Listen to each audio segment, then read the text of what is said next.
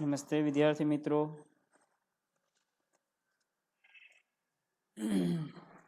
पाठ त्रीजो सच्चा हीरा।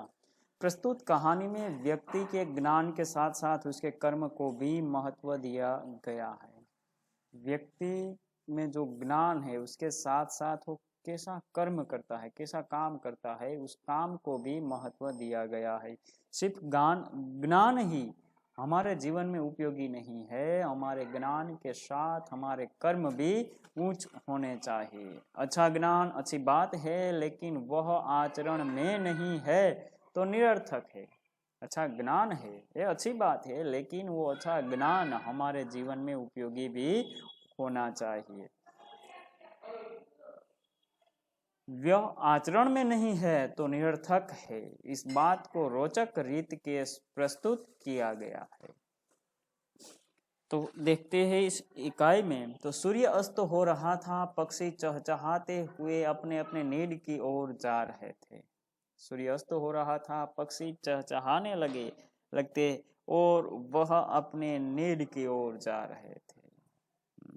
पक्षी अपने घोंसलों की ओर जा रहे थे। गांव की कुछ स्त्रियां पानी लेने के लिए घड़े लेकर कुएं की ओर चल पड़ी। कुछ स्त्रियां हैं, वो पानी भरने के लिए घड़े लेकर कुएं की ओर जा रही है। पानी भरकर कुछ स्त्रियां तो अपने घरों को लौट गई, परंतु उनमें से 4 कुएं की पक्की जगह पर बैठकर आपस में इधर उधर की बातें करने लगी। पानी भरकर कुछ स्त्रियां अपने घर लौट गई, लेकिन उनमें से जो 4 स्त्रियां हैं वो कुएं की पक्की जगह है, बैठने की जो जगह है वहां बैठकर आपस में इधर उधर की बातें करने लगी। बातचीत करते करते बात बेटों पर आ पहुंची। बातें करते करते इधर उधर की बात करते करते वो बात अपने बेटों पर आ पहुंची। वो स्त्रियां अपने बेटों के बारे में बातें करने लगी। उनमें से एक की उम्र सबसे बड़ी लग रही थी। वह कहने लगी, जो 4 स्त्रियों में से जिसकी उम्र बड़ी लग रही है वो कह रही है कि भगवान सबको मेरे बेटे जैसा बेटा दे। मेरा बेटा लाखों में एक है, उसका कंठ बहुत मधुर है, वह बहुत अच्छा गाता है। उसके गीत को सुनकर कोयल और मैना भी चुप हो जाती है। लोग बड़े चाव से उसका गीत सुनते हैं। जो बड़ी स्त्री है, पहली स्त्री है, वो भगवान सबको मेरे जैसे बेटा दे, मेरा बेटा है वैसा ही सबको बेटा दे। क्यों? वो लाखों में एक है, उसका कंठ मधुर है, उसकी आवाज मधुर है, वह बहुत अच्छा गाता है। उसके गीत सुनकर कोयल और मीना भी चुप हो जाती है। लोग बड़े चाव से, आनंद से उसके गीत सुनते हैं। उसकी बात सुनकर दूसरी स्त्री का मन हुआ कि वह भी अपने बेटे की प्रशंसा करे। उसने पहली स्त्री से कहा, मेरे बेटे की बराबरी कोई नहीं कर सकता। दूसरी स्त्री ने कहा पहली स्त्री से कि मेरे बेटे की बराबरी कोई नहीं कर सकता, वह बहुत ही शक्तिशाली और बहादुर है, वह बड़े बड़े बहादुरों को भी पछाड़ देता है, वह आधुनिक युग का भीम है। दूसरी स्त्री का बेटा आधुनिक युग का भीम है, इतना शक्तिशाली है, वो अपने बेटे की प्रशंसा कर रही है। यह सब सुनकर तीसरी औरत भला कैसे चुप रहती? वह बोल उठी। तीसरी स्त्री ने कहा, मेरा बेटा साक्षात बृहस्पति का अवतार है, वह जो कुछ पढ़ता है एकदम याद कर लेता है। देवता है, बृहस्पति देवता है। क्यों? क्योंकि वो जो पढ़ता है वो तुरंत याद कर लेता है। ऐसा लगता है मानो उसके कंठ में सरस्वती का निवास हो, जैसे उसकी जिह्वा पर, उसके कंठ में सरस्वती निवास करती हो। तीनों औरतों की बातें सुनकर चौथी स्त्री चुपचाप बैठी रही। उसने अपने बेटे के बारे में कुछ न कहा। पहली ने उसे टोकते हुए कहा, पहली स्त्री चौथी स्त्री को टोकते हुए कहती है, क्यों बहन, तुम क्यों चुप हो? तुम भी तो अपने बेटे के बारे में कुछ बताओ। चौथी स्त्री ने बड़े ही सहज भाव से कहा। चौथी स्त्री कहती, मैं अपने बेटे की क्या प्रशंसा करूं, वह न तो गंधर्व सा गायक है, गंधर्व जो देव है, वो गंधर्व सका गायन नहीं, न भीम सा बलवान और न बृहस्पति सा बुद्धिमान। मेरे बेटे की मैं क्या प्रशंसा करूं। कुछ समय बाद जब वे सब घड़े सिर पर रखकर लौटने लगी, तभी किसी गीत का मधुर स्वर सुनाई पड़ा।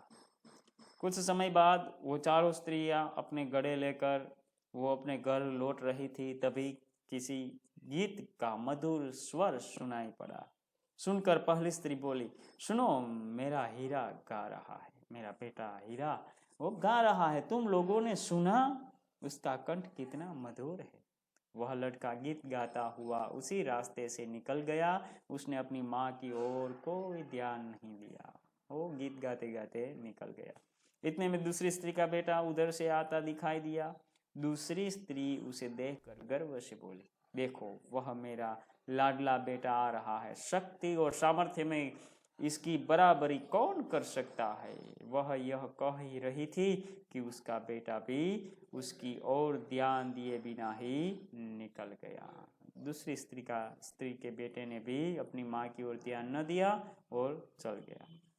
वे कुछ आगे बढ़े तो एकाएक तीसरी स्त्री का बेटा उधर से संस्कृत के श्लोकों का पाठ करता हुआ निकला। उसके उच्चारण से ऐसा लग रहा था मानो उसके कंठ में साक्षात सरस्वती विराजमान हो। तीसरी स्त्री ने गदगद स्वर में कहा, देखो, यही है मेरी गोदी का हीरा, यह है मेरा लाडला, यह है मेरा बेटा। कैसे संस्कृत का पठन कर रहा है, मानो जैसे साक्षात सरस्वती उसकी जिह्वा पर विराजमान हो।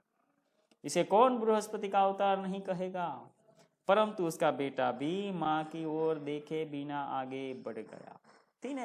तीनों बेटे में कुछ ना कुछ सामर्थ्य है।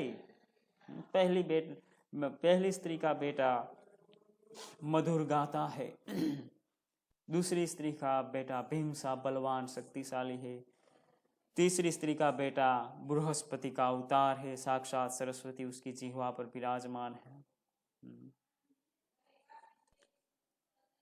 वह अभी थोड़ी ही दूर गया था कि चौथी स्त्री का बेटा भी अचानक उधर से आ निकला। वह देखने में बहुत ही सीधा साधा और सरल प्रकृति का लग रहा था। उसे देखकर चौथी स्त्री ने कहा, बहन, यही मेरा लाल है।